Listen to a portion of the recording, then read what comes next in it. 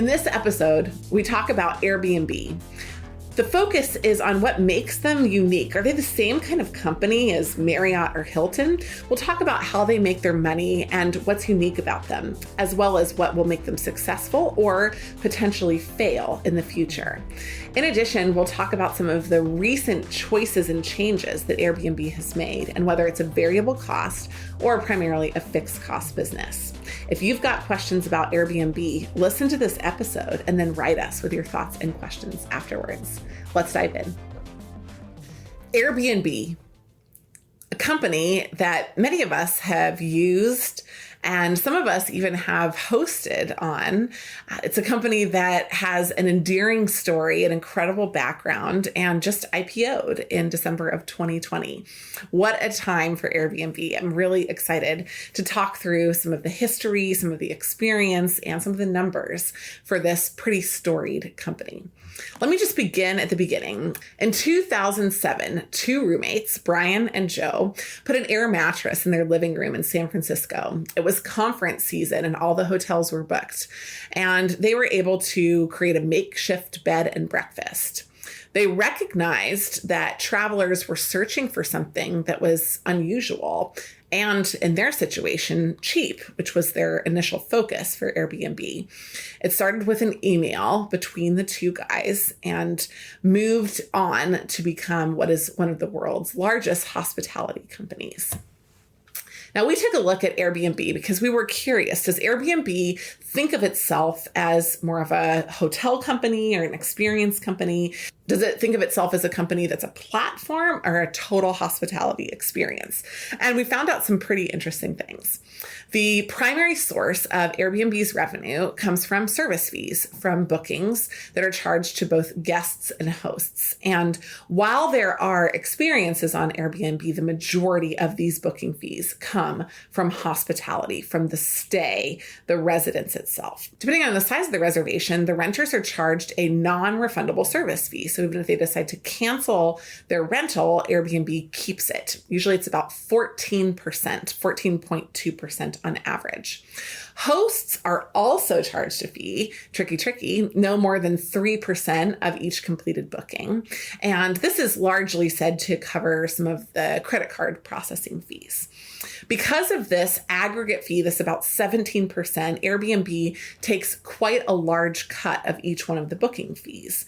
Now, Airbnb doesn't reside on third-party booking platforms, which most hotels do. So it really serves its own ecosystem. Airbnb has more than 7 million listings as of the spring of 2021 in more than 200 countries, and they have more than 150 million active users.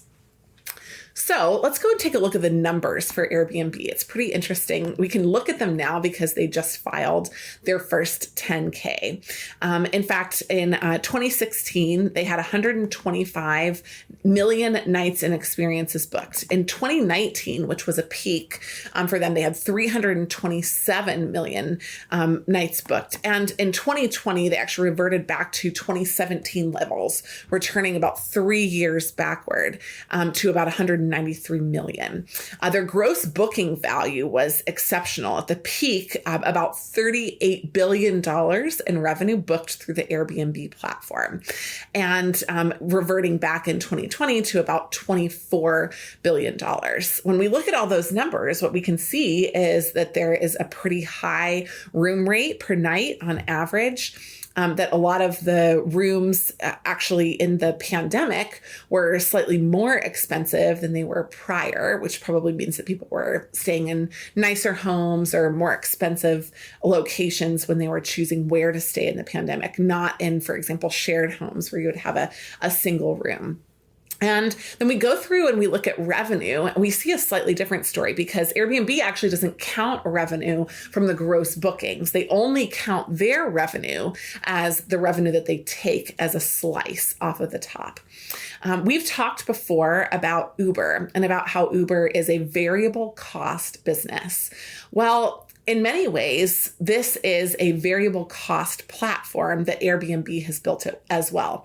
Now, there's tech-enabled services. The headquarters at Airbnb suffered significantly during the pandemic, and there was actually a major layoff that happened early in the pandemic simply to keep Airbnb afloat, because there is a large fixed cost that separates Airbnb from a lot of its hotel operators.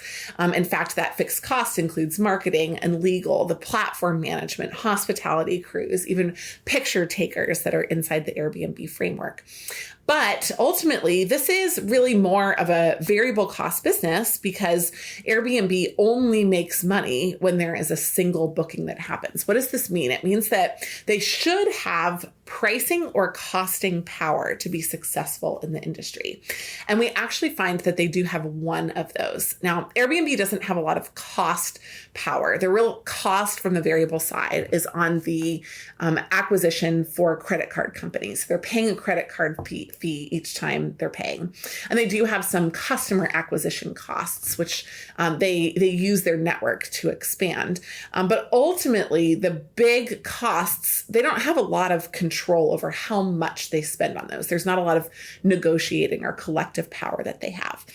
However, the pricing, Airbnb does have power. And this is one of their major differentiators between Airbnb and a company like Uber. Instead of having very low switching costs and very easy instantaneous switching, for Airbnb, of course, you could make the selection between a single home that was on the Airbnb platform and a hotel. But those are two different products. It's not really a replacement or a full substitution. When you're in an Uber or a Lyft, the first car that comes at the lowest price will totally work for your ride. But for an Airbnb, there's a few more particulars. What if it has a king bed or doesn't? What if it has a pool or doesn't? What if it's open more now or closed? What if it's on a street with parking or it doesn't have one? The differentiation inside the portfolio and the differentiation of an Airbnb versus a hotel makes this a much stickier platform where the fees are incredibly high. We'll be right back after this quick message.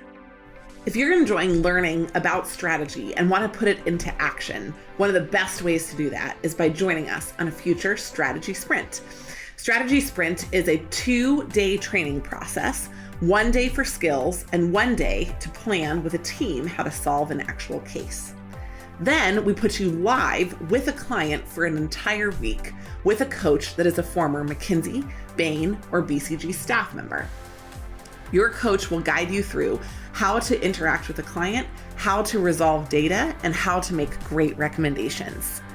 Join us for the next Strategy Sprint by finding the link in the show notes and registering on our upcoming waitlist. We look forward to having you.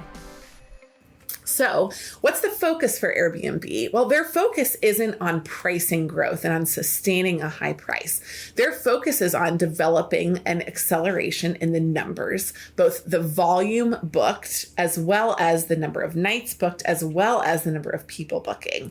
And so this is one of those really fascinating businesses that while their business model and their compensation comes from variable bookings, you see a really significant focus for the company on driving volume, which is what you would normally see in more of a fixed cost business. Ultimately, what we saw is that Airbnb did endure a net loss, an adjusted EBITDA that was a loss inside 2020. We saw that they actually were there in 2019, but were projected to grow out of it before their IPO. We do expect that if Airbnb is able to achieve its goals to keep at bay other competitors that would think about joining into the market. And if they're able to maintain the pricing power that they have, especially on the booking fee side, then they're going to have a pretty unicorn experience in just a couple of years.